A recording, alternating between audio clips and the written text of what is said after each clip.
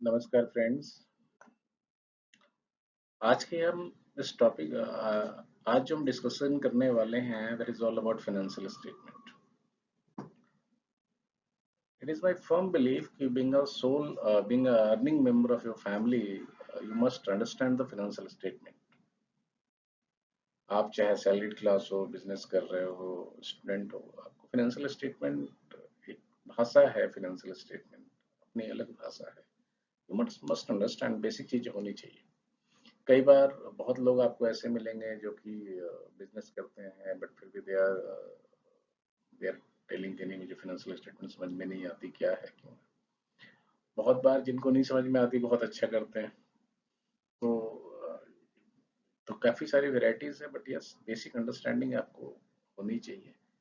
Financial statement जो basic understanding है, क्या आया क्या गया, अगर कुछ मिला तो आपको क्या मिला, क्या रिटर्न मिला, दैट मस्ट बी देयर। आज हम इस प्रेजेंटेशन में छोटी सी प्रेजेंटेशन में आज थोड़ा सा हम बेसिक समझेंगे फाइनेंशियल स्टेटमेंट है क्या।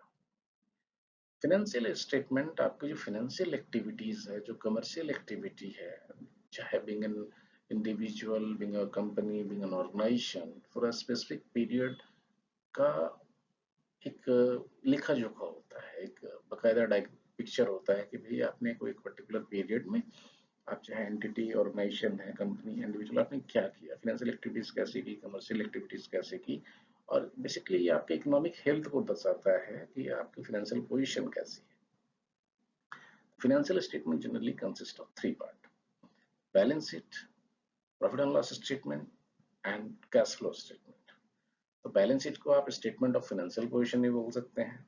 इनकम स्टेटमेंट और प्रॉफिट एंड लॉस स्टेटमेंट भी सेम चीज है, और कैश फ्लो स्टेटमेंट तो है। सबकी अलग अलग इंपॉर्टेंस है। अगर आप बैलेंस शीट को देखेंगे तो बैलेंस शीट किसी भी एक पर्टिकुलर कंपनी या ऑर्गेनाइजेशन की एक फाइनेंशियल हेल्थ को एक particular point point of time में बताता है कि इस पर्टिकुलर हेल्थ कैसी है। मतलब आप बैलेंस शीट में दो पार्ट होते हैं, एक एसेट साइड होता है, एक लायबिलिटी साइड होता है। तो कंप्लीट पिक्चर बताता है कि कंपनी है कैसी, लायबिलिटीज ज्यादा है उनकी, एसेट्स अच्छा क्रिएट कर रखा है उन्होंने, at the end of the day net worth कैसा है उसका। क्योंकि नेटवर्थ निकालने के लिए आपको एसेट्स माइनस लायबिलिटीज करनी पड़ती है, तो आप जाके नेटवर्थ निकालते हैं। तो किसी भी बैलेंस शीट से आप ये पता कर सकते हैं कि उस कंपनी की, उस ऑर्गेनाइजेशन की, उस इंडिविजुअल की नेटवर्थ कितनी है और फाइनेंशियल पोजीशन कितनी है, उसकी एसेट साइड क्या है, उसने क्या क्या एसेट्स कर रखे हैं, लायबिलिटीज कैसी है।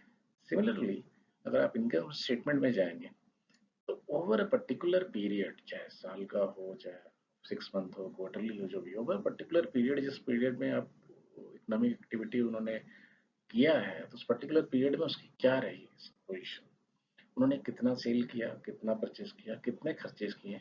और एक्चुअली अगर आप सच पूछिए तो उस ऑर्गेनाइजेशन की, उस कंपनी की या इंडिविजुअल की प्रॉफिट जनरेटिंग कैपेसिटी कितनी रही, क्या वो अर्न कर पाई ठीक ठाक, क्या प्रॉफिट कर पाई, या उसे लॉस हुआ। तो आप बेसिकली प्रॉफिट और लॉस, आप दो चीजें उससे पता कर सकते हैं। थर्ड बहुत इंपॉर्टेंट है cash flow statement, and I love it very much. अगर आप बोलेंगे तो बहुत इंपॉर्टेंट इंटीग्रल पार्ट होता है बिजनेस का, और ये cash flow statement. Cash flow statement में जनरली तीन कंपोनेंट होते हैं: operation, cash flow from operation part, cash flow from financing part, cash flow from investment part.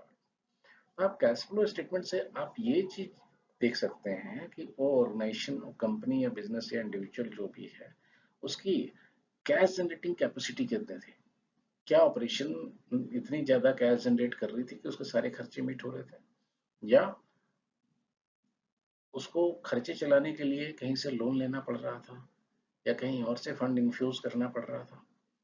या अगर वो बहुत अच्छी कैश जनरेट कर रही है तो क्या उन्होंने अपने प्रॉपर प्रॉपर जो कैश जनरेट हुई है उसको क्या पर्टिकुलर अच्छे जगह में लगा रखा है, पैसा इन्वेस्ट कर रखा है, वेल्थ क्रिएशन कर रहे हैं, या एसेट्स क्रिएशन कर रहे हैं।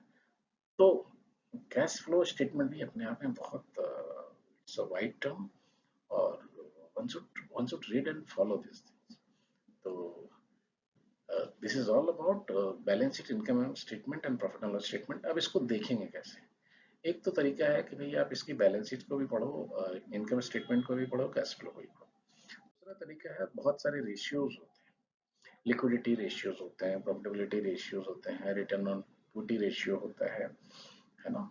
तो डेप्ट इक्विटी रेशियो होता है, तो आप उससे पता, हर रेशियोज की अपनी मीनिंग है, उससे आप पता कर सकते हैं कि कंपनी में भाई लिक्विडिटी की पोजीशन कैसी है, कंपनी की डेप्ट की पोजीशन कैसी है, कंपनी की सॉल्वेंसी की पोजीशन कैसी है।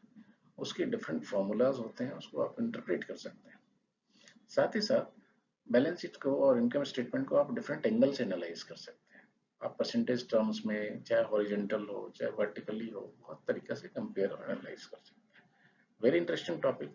और मुझे लगता है कि इसमें आप ग्रेजुअली जैसे जैसे आप इंटरेस्ट लेंगे, जितना इन्वॉल्व होंगे, you will come to know more and more. If you are interested in knowing your balance sheet, if you really wanted to understand your financial statement, please contact us. Thank you so much. Thanks.